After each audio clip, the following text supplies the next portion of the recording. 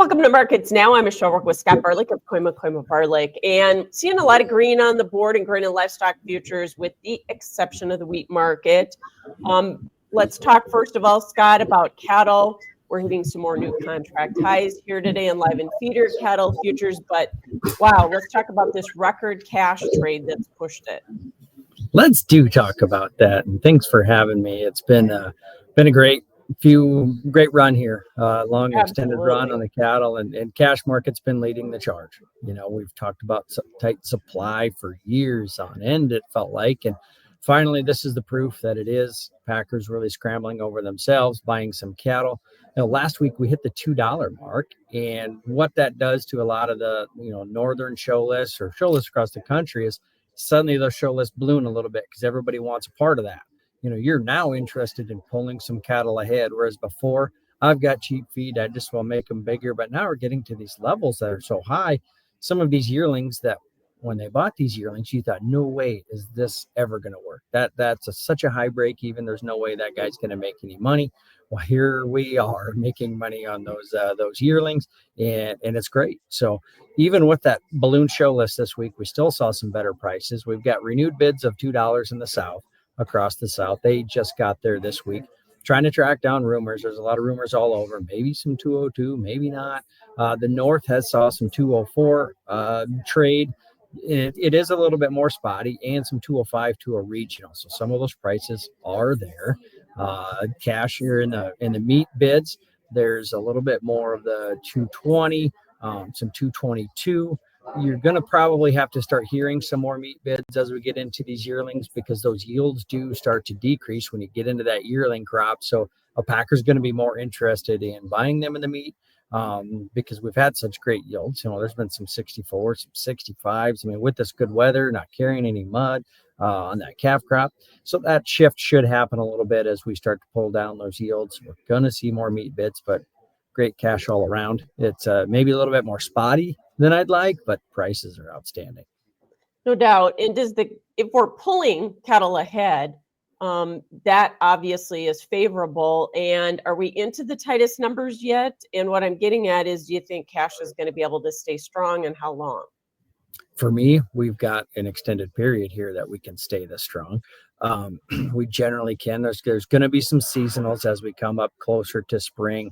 Mid-February is kind of a spot where the futures kind of realize we're getting closer to spring, and it can dip a little bit ahead of that. So for me, if we're pulling cattle ahead, putting them on the show list, and prices are still going high, you're seeing packers try to buy them for next week, for the week after, for 3 weeks out. I almost feel like you can be a little bit fluid with when you're trying to schedule them. So I think they're trying to get ahead of it. That would be a packer trying to get as much inventory around them as they can, so it can pull back. Maybe they can, rest just for a week to, not buy so hard. But I feel like we've been saying that for a while, and we just keep going higher. Now that we're over $2, if they start bidding 198 next week, I don't think anybody's going to budge. They're all going to be pretty firm in the ground. I think we producers have over time, they've realized we've got this leverage, and they're using it. So it would take a big futures break, something outside, to really probably upset that apple cart there. And what would the futures break be triggered by? What do you think here? Because obviously we're worried about the funds being long here, as long as they are, and something spooking them.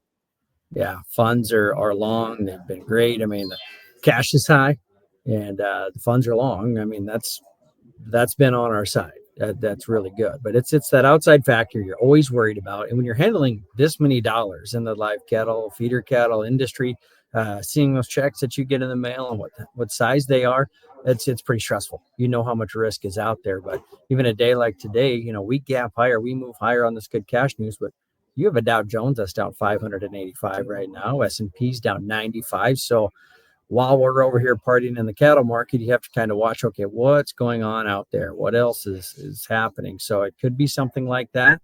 Earlier this week, we had a break. There was a rumor that a plant was going to close.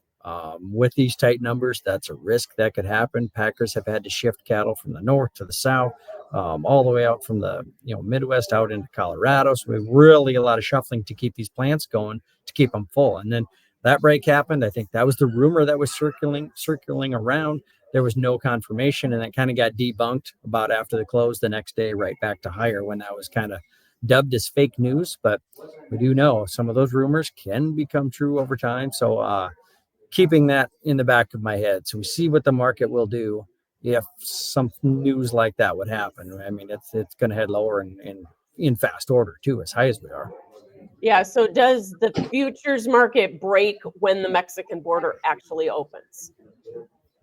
That's sure been talked about. It for me, we knew that this was going to be a short-term closure, and that we're going to get this border back open, and I think that's still the case for me. But we're actually back to January 20 was the date they had talked about, and then maybe that's up in the air yet. There's a lot of increased regulations, so it's not opening as fast as what probably thought it initially was going to. So I think that's aided to some of this rally, but we all know it's going to open. It's going to happen. The reasons it's getting pushed back, I don't know. There's rumors around that, the Mexican government is enjoying the cheaper beef that they have. So maybe they're dragging their feet so their consumers can have some cheap beef. But I don't think that we have to just head right lower when it's officially open. It might dip the cash feeders just a little bit here, but still on firm ground. I think it's going to happen slower than what I initially anticipated. So that's going to help us out for a while. Right. And the Hogs gapped higher yesterday on the opening. Very strong day yesterday. We're seeing follow through today. Are Hogs just following cattle or not? I'm not so confident in that. They've had a good run. They're due for a little bounce here. And for me, we've got, some of these ice-wean feeder pig prices. I just think these disease issues are a little bit more prevalent than maybe we thought. Hearing $94 ice-wean, so you're in the mid 90s there. Some of these feeder pigs, $115, somewhere around $120. So high prices, to try to refill here. So that's just kind of telling me maybe this disease really was a bigger issue than we thought. That's the main story for me anyway. Maybe some of the pork strike resolution, as you had kind of mentioned earlier, that could be some of the reason. We've got a pork market that relies heavily on export business. So as long as if we get some good news there saying, okay, we can keep exporting, that probably aided a little bit in it too. Right. Like I said, we averted the port strike, and I really felt like it coincided with the gap higher yesterday in the Hogs. The grains, we have corn and soybeans trying to move a little bit higher here this morning. Soybeans getting some help from the soybean oil market, and talk about 45Z guidance being released here today. But other than that, what do we need in the reports here to keep going higher? Do we have most of it priced in? Yeah, it's kind of, we're talking about all these high cash prices, record high cash, and now we've got the January grain report today, so full of news today, and this is usually the big market mover. It's highly anticipated what numbers we're going to come out with to kind of put last year's crop to bed. And for me, I'm looking at these ending stocks. We know we had a good crop. We have great demand. The demand side has really given us a little boost here over time, especially on the corn. Are we going to see those ending stocks numbers cut like we think so?